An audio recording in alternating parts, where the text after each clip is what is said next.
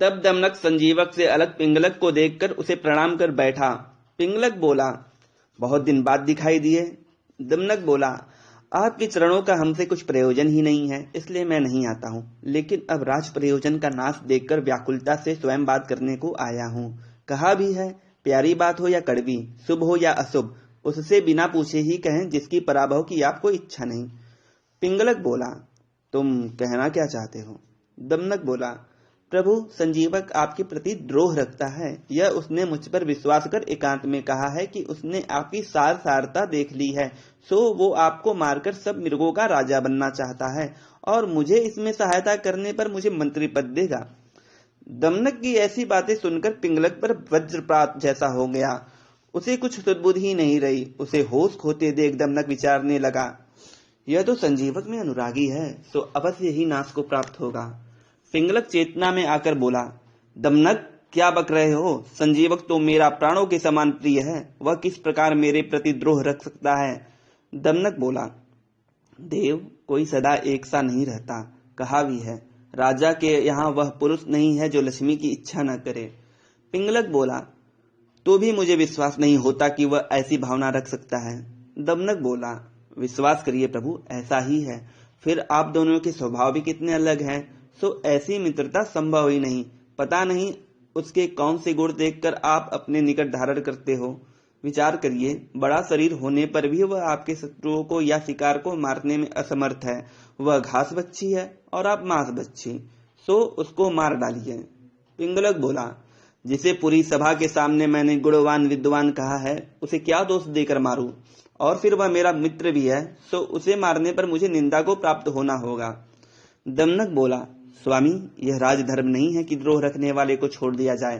कहा भी है, संसार में बराबर धन वाले, ताकत वाले और भेद जानने वाले को जो नहीं मारता वो मारा जाता है। फिर संजीवक तो ताकतवर भी है और साथ रहने से आपका भेद भी जान गया है, और आप उसकी संगति में राजधर्म भी त्याग चुके हैं। आपके शिकार न करने से कुटुंबी भी दुखी हैं, सो किसी भी वक्त आपको छोड़कर जा सकते हैं और परिवार के बिना आप नष्ट हो जाएंगे। सो उसकी संगति में मत रहिए, कारण कि उसके साथ आप शिकार भी भूल रहे हैं। जो जैसी संगत में रहता है वैसा ही बन जाता है। बुरी संगति का बुरा परिणाम भुगतना होता है। जिसका शील स्वभाव नहीं पता हो उसे साथ ना रखें। खटमल के दोष के कारण मंद विसर्पिणी मारी गई। पिंगलक बोला, यह कैसी कथा है? दमनक बोला, किसी राजा के बिस्तर पर मंद विसर्पिणी नामक जू रहती थी, जो अर्धरात्रि में राजा का खून चूसकर सुख से जीवन बिताती थी। एक दिन वहां अग्निमुख नामक खटमल आया। उसे देखकर क्रोधित जू बोली, हे अग्निमुख, तुम कैसे अनुचित स्थान में आए? यह मेरा क्षेत्र है, सो यहाँ से शीघ्र चले जाओ। खटमल बोला, भगवती, घर में आए दुष्ट से भी कोई ऐसा नहीं कहता। कहा है, यहाँ आओ, सुंदर आसन पर बैठो, बहुत दिन पर देखा, कहाँ थे, क्या बात है, बहुत कमजोर हो गए, सब कुशल तो है, हम आपके दर्शन से प्रसन्न हुए। इस प्रकार सत्पुरुष नीच के आने पर भी कहा करते हैं।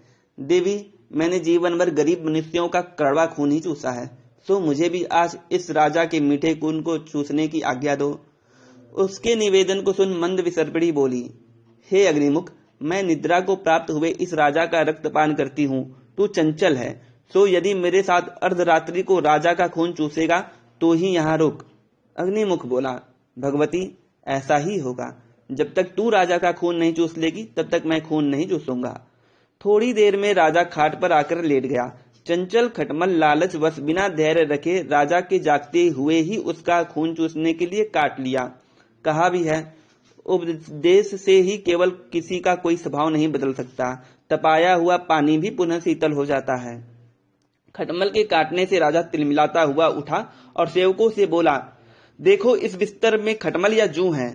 सेवक तुरंत ही बिस्तर को देखने लगे। उसी समय खटमल चपलता से खाट के नीचे भाग गया और मंद विसर्पिणी चादर की सिलवट में ही बैठी हुई देखी गई और सेवकों द्वारा मसल दी गई। इसलिए मैं कहता हूँ कि जिसका शील स्वभाव न देखा हो उसे आश्रय न दे।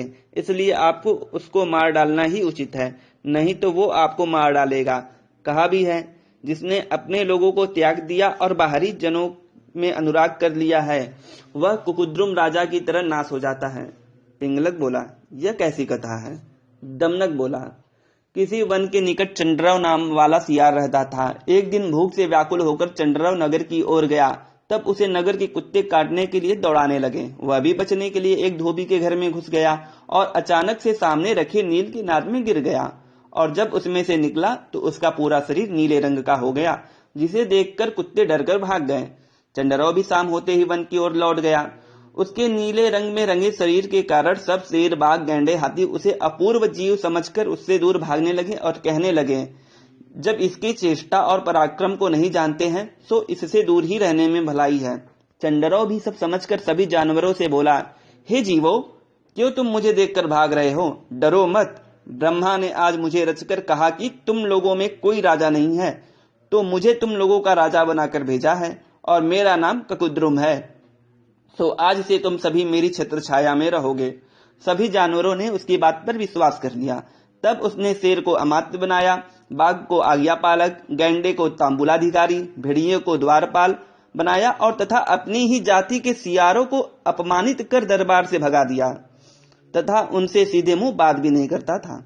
बाकी जानवर शेर, बाघ, भेड़िए प्रतिदिन शिकार करके उसके सामने शिकार रख देते और वो पहले खाकर फिर सब में बांट देता, और जब सभी जानवरों से हड्डियां और जूठन बच जाती तो वो सियारों में बांट देता।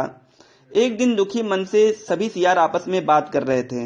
एक ने कहा, यह राजा ककुद्रुम आकार में तो हम सियारों ही जैसा है, बस इसका रंग नीला है। दूसरे ने कहा, हाँ तुमने सत्य कहा, कहीं यह कोई सियार ही तो नहीं है। तब तीसरे सियार ने कहा, कोई क्या, मुझे तो लगता है कि यह चंडराव ही है। जब से वह नगर गया है तब से वापस भी नहीं लौटा, और उसी दिन से यह राजा ककुद्रुम इस वन में आया है। तब सब ने चर्चा की कि कैसे इस भेद को उजागर करे। तब एक बूढ़ा सियार बोला, कल पूर्णिमा की रात है, हम सब मिलकर एक स्वर में अपनी जाति का शब्द ऊंचे स्वर में कहेंगे। अगर यह भी सियार ही होगा तो अवश्य ही बिना शब्द किए नहीं रह पाएगा। हुआ भी ऐसा। पूर्णिमा की रात में सियारों के एक साथ शब्द कहने पर ककुद्रुम भी बिना शब्द किए नहीं रह पाया, और पास बैठे जानवरों को बड़ी ग्लानि हुई जब उन्हें पता चला कि इतने दिन से वे एक सियार के सेवक बने थे। सो क्रोधित होकर सब ने ककुद्रुम को मार डाला।